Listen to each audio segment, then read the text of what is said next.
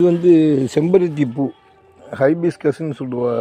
இந்த பாட்டானிக்கல் நேம் வந்து இதுக்கு ஹைபிஸ்கஸ்ன்னு சொல்லுவா. செம்பருத்தி பூ நிறையா சுவாமிக்கு பூஜைக்கும் ஆற்றுல எல்லார் வீட்லேயும் ஒவ்வொரு கொல்லையில் ஒரு கிராமத்தில் தான் இருக்கும் ஒவ்வொரு பூ. இது கிராமங்கிறதுனால அதை பிடிச்சி போட்டிருக்கேன். இந்த செம்பருத்தி பூ சுவாமிக்கு வைக்கலாம், நல்லா இருக்கும். ஒரு நாள் பறித்து ஒரு 6 ஹவர்ஸ் இருக்கும், சுவாமிக்கு வாடாமல் இருக்கும்.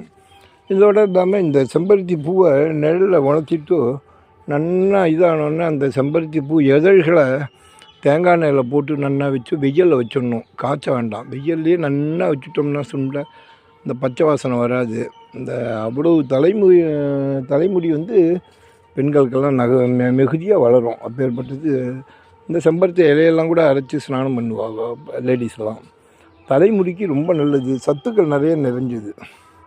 ராமசாமி ஃப்ரம் கும்பகோணம். தேங்க்யூ.